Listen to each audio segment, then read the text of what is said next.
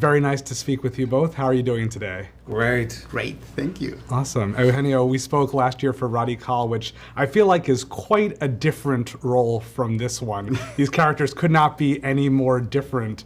What appealed to you about playing this very charismatic, difficult person? Well, the fact that it's based on a true story. I didn't know that there was a Spanish version of Dracula played by all these Latinos, and the best part of it is that the Hollywood critics, they all agreed that the Spanish version was better. So I was really surprised about it, and that's why I decided to tell this story. And Jason, what did you know about this, and what appealed to you about starring in a Spanish language series? So I actually, Eugenio and I were talking about this years ago. Early in Seinfeld, Larry David said he had a crazy idea for a movie because he had heard that there was a Spanish language version of Dracula shot at the same time the Bela Lugosi one was shot. And the story that he heard was that the director or somebody in charge of it, in our case the producer, was this young guy who didn't speak Spanish, and that the Spanish actors were changing the script and everybody was like, running roughshod over him. And yet, they made a better version of the movie. And Larry had always said, I want to make that movie someday. I think I'd love to do that. So I knew that the story was out there. That's why when they said, well, Eugenio and his compadres are making this thing about the Spanish language Dracula, I went, I know that story. Oh my God, that's great. So it was a delight. I didn't know who I would be. When they first said they'd love you for the series, I went, they do know I'm not fluent in Spanish, right? And then it just all fell into place. But they've done. I've seen 2 of the episodes, but I've read all of them, and he's doing a spectacular job. Not only behind the camera, in front of the camera, and all around. It really is executed beautifully. Oh, thank you. What did you know about Carl Laemmle, and what did you find out in the process of playing him? I knew a little bit about Carl because his name is still all over town, the Laemmle Theaters, and I knew the Laemmle family a little bit. And they were kind enough to point me towards some archived film that they had of him.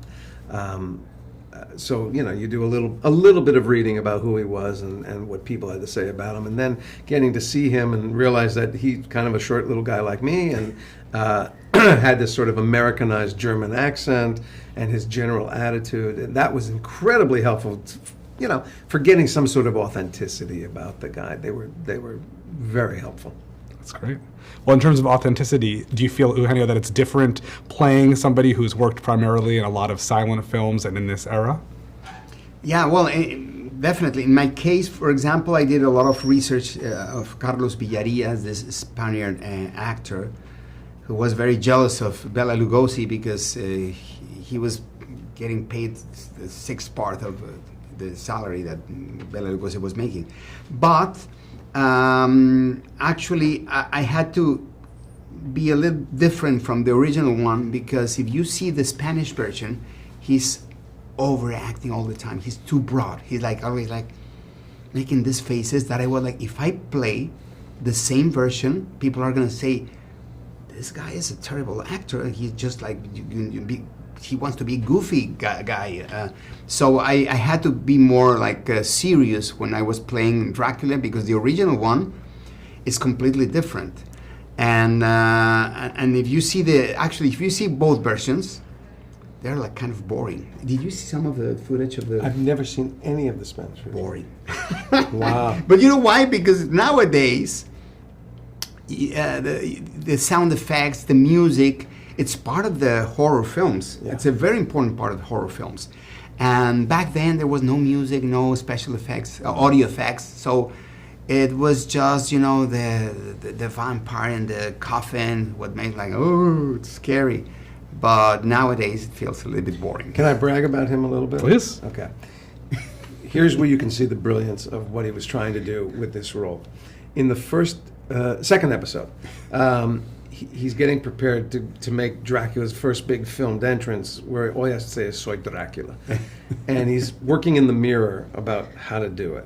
And if you watch that scene from an actor's point of view, you see both a comic actor and an actor's actor at work, because some of the takes into the mirror are "Soy Dracula," they're very big, they're very funny, and then there are a few where he goes "Soy Dracula," and you go, that's very good. And so you know what's so Thank wonderful you. about Eugenio is you have a smart comedic actor, but the best comedic actors I know are wonderful actors, and in that little compact moment, you get to see the full range of what he could and does do with that character. It's like that. Bravo. I have this on tape. I want this tape for me, please. Well, it's like that famous scene from The Usual Suspects where everyone does that same Yes, line. right, exactly. We're seeing all that in your Yeah, performance. yeah. So thank you both so much, and best of luck with this show. Thank you. Thank you very much.